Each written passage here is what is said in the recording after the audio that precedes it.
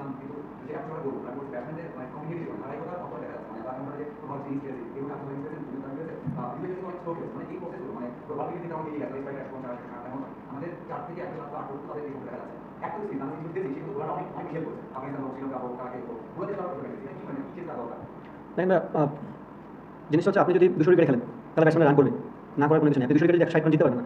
তো আপনি যদি আফগানিস্তান সিরিজ বলেন আমরা কত করেছি 160 ডিফেন্ড করেছি রাইট। সো আপনি যদি সার্ফেস বিহেভ করে 160 এর মতন আপনার সব ব্যাটসম্যান স্ট্রাইকের হাই থাকবে না, দুই একটা ব্যাটসম্যানই থাকবে।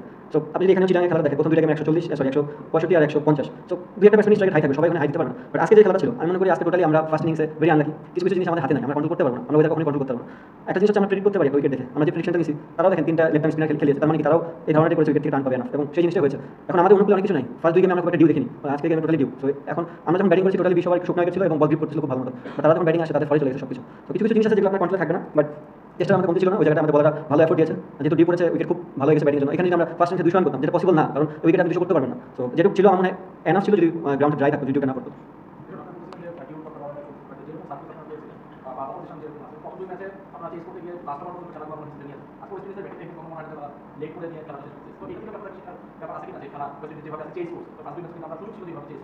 না আমি তো বললাম যে আপনি ড্রাই উইকেটে ব্যাটিং করার উইকেটে ডিউ করার মধ্যে অনেক পার্থক্য আছে।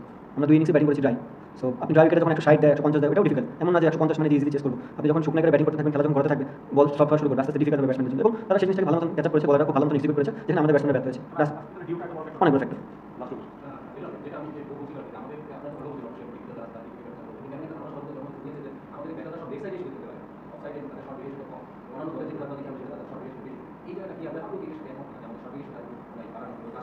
দেখেন আপনার স্কিল যত ডেভেলপ করবেন তত ভালো, কোন সময় কাজে লাগাবেন সেটা আপনার উপর, বাট কারণ যদি স্কিল অনেক বেশি থাকে সেখানে তো খারাপ হওয়ার কোনো কিছু না। সো অবভিয়াসলি আমাদের ব্যাটসম্যান স্কিল বাড়াতে হবে, সব ধরনের শটই খেলতে হবে। আমরা হার্ডলি কয়েকটা ব্যাটসম্যান রিভার্স সুইপ খেলি, সেটাও একটা পয়েন্ট। ওয়ার্ল্ড ক্রিকেটে এখন অনেক আগে গেছে, আপনাকে এই ঘূর্ণি উইকেটে যারা ব্যাটিং করে তারা রিভার্স সুইপ মারে, তো সেদিকেও আমরা একটু পিছিয়ে আছি, ওই জিনিসগুলো নিয়েও কাজ করতে হবে। আপনি যত পারেন আপনার স্ট্রেন্থ বাড়াবেন, বাট আপনি অ্যাপ্লাই কখন করবেন এটা আপনার গেমের উপর ডিপেন্ড করবে।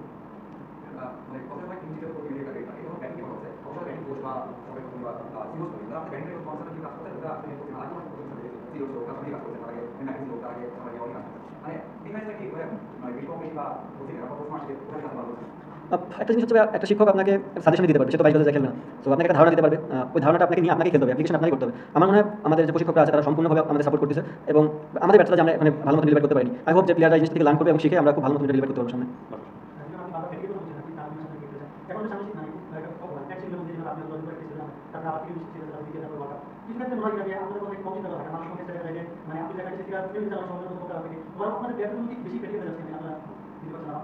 না না না এখানে ফ্যাটিকের জিনিস বললাম যে আপনি কন্টিনিউ বেসিসে প্লেয়াররা, আপনি যদি দেখেন আমরা নেদারল্যান্ড সিরিজের আগে আমরা ক্যাম্প করেছি, ফিটনেস ক্যাম্প, দেন স্কিল ক্যাম্প সিলেটে, দেন নেদারল্যান্ড সিরিজ, দেন ইউএতে এশিয়া কাপ শেষ করে আফগানিস্তানের সাথে টি20 শেষ করে ওয়ানডে শেষ করে এক্সচেঞ্জের সাথে ওয়ানডে, দেন টি20। এক্সেপ্ট আমি আমি ইন্ডিভিজুয়াল ছিলাম, আমি বাসায় সময় পেয়েছি, ম্যাক্সিমাম প্লেয়ার তো ওই ফর্মেটেই খেলেছে। সো সামটাইমস প্লেয়ারদের রেস্টের দরকার আছে, কারণ আপনি যখন কন্টিনিউ বেসিসে ক্রিকেট খেলবেন এবং অনেক কিছু আপনার অনুকূলে যাবে না, তখন প্লেয়ারগুলো যদি ব্রেক পায়, যেমন এখন আমার মনে হয় হোক যে আমাদের টি20 সিরিজটা শেষ, এখন অ্যাটলিস্ট মিনিমাম প্লেয়ার 10 দিনের মতো ব্রেক পাবে নিজেকে রিস্টার্ট করার জন্য, দেন আবার আইল্যান্ড সিরিজ আছে তার আগে আসবে প্র্যাকটিস করবে। আমার মনে হয় প্লেয়ার প্রত্যেকটা প্লেয়ারই ভালো মতো রিকভারি নিয়ে আবার কামব্যাক করতে পারবে ভালো মতো।